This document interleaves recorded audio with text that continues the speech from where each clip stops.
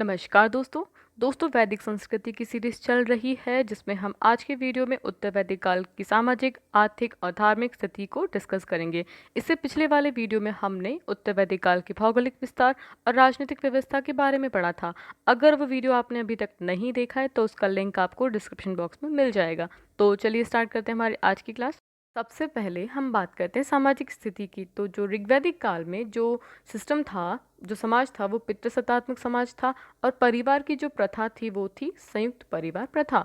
और वही ट्रेडिशन उत्तर वैदिक काल में भी चलता आया और इसमें कुछ खास चेंजेस हमें देखने को नहीं मिलते। उत्तर वैदिक काल में एक नया सिस्टम हमें देखने को मिलता है, गोत्र व्यवस्था। गोत्र का जो शाब्दिक अर्थ होता है वो होता है कि एक ऐसा स्थान जहाँ पर एक परिवार की जो गायें होती हैं, गौधन होता है, उनको एक साथ रखा जाता है, उसे कहा गया गोत्र। तो सबकी अपनी अपनी इस तरह से गोत्र हो गई। लेकिन बाद के टाइम में क्या हो गया, इसको वंश से कनेक्ट कर दिया। तो आज हम देखते हैं कि भाई एक गोत्र में शादी नहीं कर सकते क्योंकि वो एक ही परिवार के लोग हैं। तो गोत्र जो सिस्टम है वो उत्तर वैदिक काल से चला आ रहा है। ऋग्वैदिक काल और उत्तर वैदिक काल में एक डिफरेंस हमें देखने को मिलता है वर्ण व्यवस्था का। वर्ण व्यवस्था तो देखो दोनों काल में है, लेकिन डिफरेंस क्या है। जो ऋग्वैदिक कालीन जो वर्ण व्यवस्था थी वो थी कर्म पर आधारित। मतलब कि एक परिवार में सदस्य हैं, अगर वो ब्राह्मण का काम कर रहे हैं तो वो ब्राह्मण है, क्षत्रिय काम कर रहे हैं तो वो क्षत्रिय हैं, शूद्र काम कर रहे हैं तो वो शूद्र हैं, और वैश्य का काम कर रहे हैं तो वो वैश्य हैं। तो मतलब एक ही परिवार में ये सारे वर्ण मिल सकते हैं। लेकिन अब उत्तर वैदिक काल में क्या हुआ कि जो वर्ण व्यवस्था थी वो कर्म पर ना होकर जन्म पर आधारित हो गई। मतलब कि ब्राह्मण का बेटा ब्राह्मण, चाहे वो कोई भी काम करे लेकिन वो ब्राह्मण होगा, क्षत्रिय का बेटा क्षत्रिय, वैश्य का बेटा वैश्य और शूद्र का बेटा शूद्र। तो कुल मिला के बात ये हो गई कि इस काल में अब इन वर्णों के बीच में भेदभाव उत्पन्न हो गया और शूद्र को तो केवल एक सेवक की तरह समझा जाता था। उत्तर वैदिक काल में आश्रम व्यवस्था का उद्भव हुआ। आश्रम व्यवस्था की जो सर्वप्रथम जानकारी मिलती है हमें मिलती है ऐत्रेय ब्राह्मण से। लेकिन केवल इसमें 3 आश्रम के बारे में बताया गया, ब्रह्मचर्य, गृहस्थ और वानप्रस्थ। जो चौथा आश्रम है संन्यास, और बाकी जो 3 आश्रम है इनकी पूरी जो डिटेल है वो हमको पता चलती है जाबली उपनिषद से। आश्रम व्यवस्था में व्यक्ति की आयु 100 साल की मानी गई है। अब इस 100 साल को इन्होंने 4 आश्रम्स में डिवाइड कर दिया है। 25-25 साल के कुछ टाइम पीरियड्स हैं, 4 आश्रम हैं।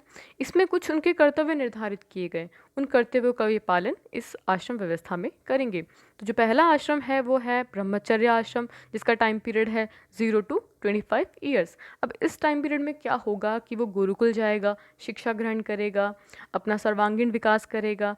तो कुल मिलाकर इसमें जो है वो अपनी शिक्षा का कर्तव्य निभाएगा। दूसरा आश्रम है गृहस्थ आश्रम, जिसका टाइम पीरियड है 25 से लेकर 50 साल। तो ब्रह्मचर्य के बाद में वो गृहस्थ आश्रम में प्रवेश करेगा। उसकी कुछ रिस्पॉन्सिबिलिटीज़ हैं, जैसे कि वो परिवार वृद्धि करेगा, अपने माता पिता, गुरुजनों, समाज के लिए जो भी उसके कर्तव्य उन सबको वो इस गृहस्थ आश्रम में पूरा करेगा। तीसरा आश्रम है वानप्रस्थ आश्रम, जिसका टाइम पीरियड है 50 से लेकर 75 तक। तो 50 तक वो क्या करेगा, अपने सारे कर्तव्यों को पूरा कर लेगा। उसके बाद में सांसारिक बंधनों से मुक्त होकर जो समाज की बुराइयां हैं उनको मिटाने और समाज में वैदिक ज्ञान के प्रचार प्रसार में अपना योगदान देगा। चौथा आश्रम है संन्यास आश्रम, 75 से लेकर 100 वर्ष की ये आयु निश्चित की गई है और ये सबसे लास्ट की स्टेज है। सारे कामों से निवृत्त होकर वो केवल और केवल आध्यात्म और भगवान की भक्ति और मोक्ष की कामना करेगा। आश्रम व्यवस्था के बाद बात करते हैं उत्तर वैदिक काल के समाज में नारी की स्थिति की। वैसे तो वैदिक समाज जो था वो पितृसत्तात्मक समाज था, फिर भी ऋग्वैदिक काल में महिलाओं की जो स्थिति थी वो काफ़ी सम्मानजनक थी और समाज में उनका स्थान जो था वो काफ़ी ऊंचा था। लेकिन उत्तर वैदिक काल के आते आते उनकी स्थिति में गिरावट आई और समाज में स्थान था वो थोड़ा निम्न हो गया। इस काल में कुछ हद तक स्त्रियों को शिक्षा से भी वंचित किया जाने लगा। जो फ्रीडम ऋग्वैदिक काल में उनको दी जाती थी वो उनको अब नहीं दी जाती थी। लेकिन फिर भी गार्गी और मैत्री जैसी विदुषी महिलाएं हमें इस काल में देखने को मिलती हैं। ऋग्वैदिक काल में पुरुषों के साथ साथ महिलाएं भी सभा और समिति जैसी राजनीतिक संस्थाओं में भाग लेती थी। लेकिन अब उत्तर वैदिक काल में इनका जो अधिकार था उसे समाप्त कर दिया। इस काल में बाल विवाह और पर्दा प्रथा जैसी प्रथाएं प्रचलित हुई। अब स्त्री की क्या कंडीशन थी उसका एग्जाम्पल हमें अथर्ववेद से देखने को मिलता है। अथर्ववेद में एक जगह कहा गया है कि पुत्रों के तो जन्म की कामना की गई है, लेकिन पुत्रियों के जन्म को क्या कहा गया है, दुखों का कारण माना गया है। तो इससे ये पता चलता है कि उत्तर वैदिक काल में जो महिलाओं की स्थिति थी वो थोड़ी उसमें गिरावट आई। उत्तर वैदिक काल के भोजन, वस्त्र, आभूषण और मनोरंजन के साधनों में कुछ खास चेंजेस नहीं थे। थोड़े बहुत चेंजेस थे, जैसे वस्त्र जो थे अब वो ऊनी वस्त्र पहनने लग गए, आभूषण वैसे ही थे, मनोरंजन के साधन वही रथ दौड़, घुड़दौड़ वगैरह था। तो कुछ खास चेंजेस हमें देखने को इसमें नहीं मिलते हैं। इस काल में दो प्रकार के विवाह की जानकारी मिलती है, एक अनुलोम और दूसरा है प्रतिलोम। अनुलोम विवाह में क्या होता है कि लड़का जो होता है वो उच्च कुल का होता है और लड़की जो होती है वो निम्न कुल की होती है और उनके बीच विवाह होता है।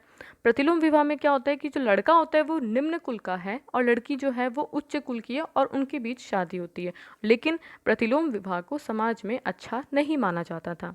सामाजिक स्थिति के बाद बात करते हैं उत्तर वैदिक काल की आर्थिक स्थिति की। तो लोहे के विकास ने उत्तर वैदिक काल में क्रांतिकारी परिवर्तन ला दिया। तो आर्यों के क्षेत्र के विस्तार के साथ साथ उनके जनसंख्या में भी वृद्धि हुई। बढ़ती जनसंख्या के भरण पोषण के लिए अब दबाव आने लगा कृषि के ऊपर। तो कृषि का विकास हुआ। कृषि के विकास के साथ साथ उसमें नई नई तकनीकें, नई नई प्रणालियां काम में ली जाने लगी। जो पहले मुख्य व्यवसाय पशुपालन था उसका स्थान अब कृषि ने ले लिया। और कृषि के बारे में जो हमको सारी जानकारी प्राप्त होती वो होती है हमको शतपथ ब्राह्मण से। अब आर्य खाना बदोशी की तरह जीवन यापन नहीं करते थे, उन्होंने एक स्थान पर रहना प्रारंभ किया और इसके साथ ही कृषि पर भी जोर पड़ने लगा। तो अब पशुपालन उनका दूसरा मुख्य व्यवसाय बन गया। पशुपालन पर निर्भरता उनकी कम हो गई, लेकिन अभी भी जो पहले की तरह पशु थे वो अभी भी उतने ही मान्य थे, पूजनीय थे। गाय अभी भी पवित्र थी, लेकिन पशुओं में जो घोड़ा था अब वो राजाओं का काफ़ी प्रिय हो गया था। आर्थिक विकास से छोटे बड़े सभी प्रकार के व्यापार उद्योग में विकास हुआ। पहले केवल लोहे धातु वाले उद्योग थे, अब शीशा, टीन, चांदी जैसे धातु वाले उद्योगों में भी प्रगति हुई। गृह उद्योग, कुटीर उद्योग, इनका विकास हुआ और अंतर्राष्ट्रीय व्यापार भी हमको यहाँ पे देखने को मिलता है। इस काल में सिक्के के प्रचलन की जानकारी प्राप्त नहीं होती है, तो व्यापार का माध्यम अभी भी वस्तु विनिमय प्रणाली ही था। आर्थिक स्थिति में प्रगति के कारण आर्यों का जीवन स्तर का काफी विकास हुआ। जो आर्य ऋग्वैदिक काल में ग्रामीण क्षेत्र में रहते थे, अब धीरे धीरे उन्होंने नगरों में रहना प्रारंभ किया और उत्तरी गंगा घाटी क्षेत्र में नगरीय जीवन की शुरुआत हुई। आर्थिक स्थिति के बाद बात करते हैं धार्मिक स्थिति की। ऋग्वैदिक काल में जो आर्य थे वो केवल प्राकृतिक शक्तियों को मानते थे और उनकी प्रार्थना और उपासना करते थे। अब उत्तर वैदिक काल में जो आर्य थे उन्होंने अंधविश्वास में विश्वास करना प्रारंभ कर दिया और जो उपासना का स्थान था वो यज्ञ और कर्मकांड ने ले लिया। उत्तर वैदिक काल में यज्ञ, हवन, अनुष्ठान आदि काम काफ़ी ज़्यादा बढ़ गए और ये काम जो थे वो कौन करता था? ब्राह्मण करते थे। और ब्राह्मणों को वेद ज्ञान का अधिकारी माना गया, क्योंकि माना जाता है कि जो वेदों का ज्ञान है वो केवल ब्राह्मणों को है। तो इस काल में ब्राह्मणों का महत्व भी काफ़ी बढ़ गया। इस काल में देवताओं के स्थान में भी परिवर्तन हुआ।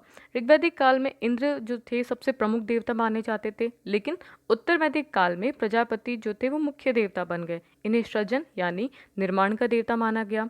रुद्र पशुओं के देवता थे। पूषण जो पहले ऋग्वैदिक काल में पशुओं के देवता थे, अब शूद्रों के देवता माने जाने लगे और विष्णु को पोषण और रक्षक का देवता माना जाता था। उत्तर वैदिक काल में पंच महायज्ञ के साथ साथ कुछ ऐसे यज्ञ थे जो राजाओं के द्वारा किए जाते थे, जैसे राजसूय यज्ञ। ये प्रतिष्ठा हेतु किया जाता था। यह यज्ञ जब राजा का राज्याभिषेक होता था तो राजा अपनी प्रतिष्ठा बताने के लिए इस यज्ञ का आयोजन करते थे। वाजपेयी यज्ञ शक्ति प्रदर्शन हेतु किया जाता था। तीसरा यज्ञ है अश्वमेध यज्ञ। यह यज्ञ राज्य विस्तार हेतु किया जाता था। इसमें घोड़े का श्रृंगार करके उस पर राज्य चिन्ह लगाकर उसको छोड़ दिया जाता था और साथ में सेना की टुकड़ी होती थी। जिस जिस राज्य में वो घोड़ा जाएगा, अगर वहाँ पर उसका विरोध नहीं किया है, इसका सीधा सा मतलब होता था कि उन राजाओं ने उस राजा की अधीनता स्वीकार कर ली है। अगर कोई किसी राज्य में अगर उसका विरोध होता है या फिर उसको घोड़े को पकड़ लिया जाता है, तो फिर इसका मतलब है कि वो राजा को चैलेंज कर रहा है कि आप मुझसे लड़ो। और अगर वो युद्ध में हार जाते थे तो फिर वो क्षेत्र भी राजा के अंदर ही आता था। तो इस तरह से जो राज्य विस्तार के लिए अश्वमेध यज्ञ किया जाता था। यज्ञ में कर्मकांड और पशु बलि की प्रधानता थी।